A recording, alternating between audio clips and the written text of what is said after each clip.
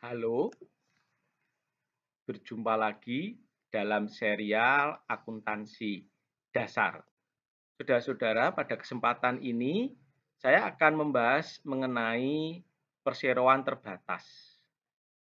Ada badan usaha yang namanya perusahaan perseorangan, ada juga perusahaan yang bernama perseroan terbatas. Nah, perseroan terbatas ini semakin banyak, apalagi setelah pemerintah pada tahun 2020 mengeluarkan Omnibus Law, Undang-Undang Cipta Kerja, di mana ada perubahan kemudahan bagi rakyat untuk mendirikan perseroan terbatas. Nah, apa sih sebenarnya perseroan terbatas dan bagaimana dampaknya terhadap laporan keuangan? Mari kita ikuti penjelasan-penjelasan dalam slide berikut ini.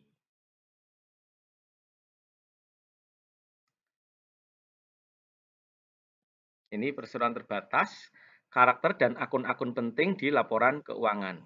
Nah, eh, sebelum masuk ke perseroan terbatas, saya akan mengulas sedikit mengenai perusahaan perseorangan. Perusahaan perseorangan itu dimiliki oleh individu, biasanya satu individu. Dan seluruh modal pemilik itu ya dari individu tersebut. Biasanya usahanya kecil dan prosesnya tidak rumit, proses bisnisnya tidak rumit. Misalnya ini bisnis usaha laundry yang Anda jumpai di jalan-jalan, itu perusahaan perseorangan. Atau usaha-usaha jual pakaian, butik misalnya itu juga banyak yang bentuknya usaha perseorangan. Nah, laba usaha dalam perusahaan perseorangan itu akan menambah modal sendiri, akan menambah modal pemilik dan bisa saja akan diambil oleh pemilik dalam bentuk ambilan pribadi atau prive. Kalau dalam akuntansi untuk perusahaan perseorangan Anda mungkin mengenal transaksi prive, yaitu ambilan pribadi untuk kepentingan pemilik. Ini usaha perseorangan. Nah, sekarang perseroan terbatas. Perseroan terbatas tentunya lebih luas daripada perusahaan perseorangan. Badan usaha ini diatur dalam Undang-Undang Nomor 40 Tahun 2007 tentang perseroan terbatas. Yaitu perseroan terbatas itu badan usaha yang berbadan hukum. Berbadan hukum itu artinya dia seperti halnya orang, punya hak dan kewajiban. Bisa dihukum kalau dia melanggar kewajibannya.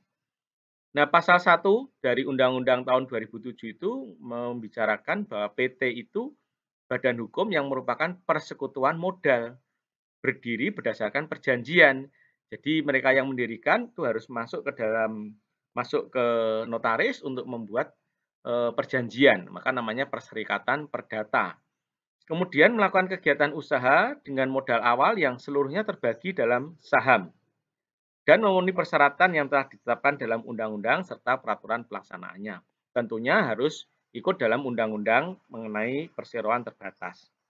Tahun 2020 seperti yang tadi saya ucapkan adalah munculnya Undang-Undang Cipta Kerja yang di sana mengandung perubahan mengenai aturan pendirian PT, di mana PT itu menjadi lebih fleksibel pendiriannya, ya, menjadi lebih fleksibel, menjadi lebih mudah untuk mendirikan sebuah PT.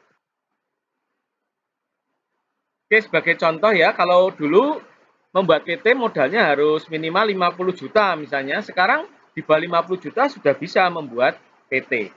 Ini merupakan komitmen pemerintah supaya semakin banyak UMKM yang naik kelas. Dengan adanya PT maka bertransaksi dan fleksibilitas dari badan usaha menjadi lebih enak. Nah, ini kalau kita mau mendirikan PT, maka yang perlu dilakukan adalah kita datang ke notaris, nanti untuk mengurus identitas, nama, jumlah saham yang akan setorkan itu berapa, kemudian alamat, tujuan, industrinya apa, pemegang sahamnya siapa saja. Kemudian setelah itu belum selesai, kita harus mendaftar ke kantor Kementerian Hukum dan HAM. Sekarang sudah bisa online. Modal awal yang disetor di PT itu harus 25% dari jumlah modal yang ditetapkan di dalam akta notaris. Baru bisa didaftarkan ke Kemenkumham. Nah, kita lihat ya, struktur organisasi PT tentunya berbeda dengan perusahaan perseorangan yang hanya ada satu individu. Dalam organisasi PT, keputusan itu ada di tangan pemilik. Kalau pemiliknya 10 orang, ya ada 10 orang. 10 orang itu rapat, namanya rapat umum pemegang saham. Kalau pemilik PT-nya itu masyarakat luas, misalnya PT yang go public, maka ada juga namanya rapat umum pemegang saham. Jadi ini kekuasaan tertinggi sebuah PT. Nah, pemegang saham mengangkat yang namanya direksi. Direksi ini eksekutif ya. Direksi ini yang menjalankan amanat dari pemegang saham. Direksi bertanggung jawab kepada pemegang saham. Anda bayangkan kalau pemegang sahamnya itu jumlahnya banyak sekali, tentunya harus ada wakil-wakil atau dewan yang mengawasi direksi. Nah, direksi atau pengurus wakil dari pemegang saham itu namanya komisaris. Jadi sebuah PT ada dewan komisarisnya yang tugasnya adalah mengawasi dewan direksi. Dia sebagai wakil dari pemegang saham. Itu struktur organisasi di PT.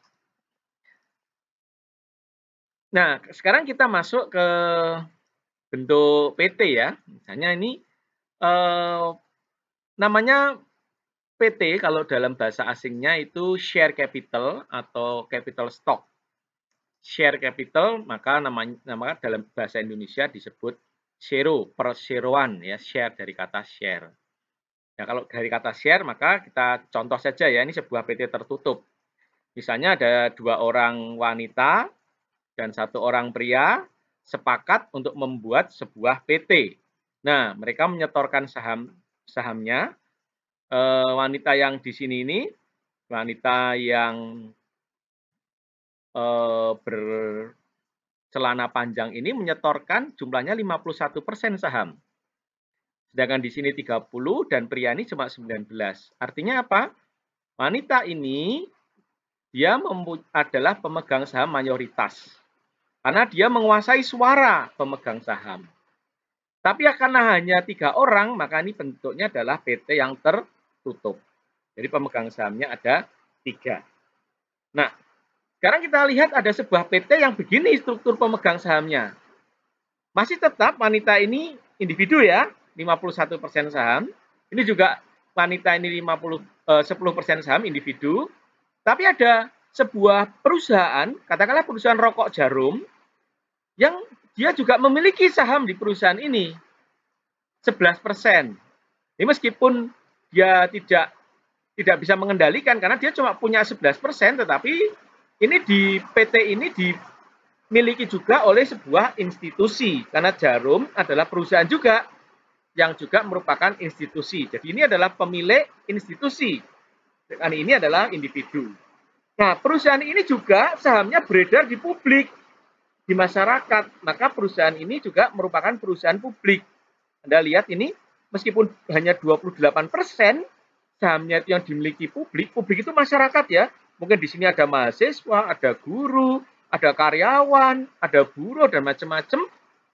Tetapi dia tetap rakyat, tetap publik. Ya, perusahaan ini sahamnya 28% dimiliki oleh rakyat. Anda bisa bayangkan perusahaan ini berarti tanggung jawabnya besar sekali. Itu yang dinamakan akuntabilitas. Dia bertanggung jawab untuk mengelola dana dari masyarakat banyak. Dari individu yang uangnya paling banyak, dari institusi, juga dari masyarakat. Ini namanya PT terbuka. Nah, saudara-saudara, kalau perusahaan PT itu mempunyai laba, maka labanya lari kemana? Ada 2. Yang pertama adalah labanya diberikan kepada pemegang saham. Upah pemegang saham itu namanya dividen. Jadi dividen itu adalah bagian laba yang diberikan kepada pemegang saham. Tapi tidak semuanya diberikan ke pemegang saham, karena kalau diberikan ke pemegang saham semuanya, perusahaannya tidak berkembang. Ada laba yang ditahan untuk memperbesar kapasitas perusahaan, untuk memperbesar modal perusahaan. Nah, ini yang disebut di dalam neraca itu ada akun namanya laba ditahan atau return earning. Laba ditahan atau return earning ini ada di bawah modal saham kalau di posisinya di neraca ya.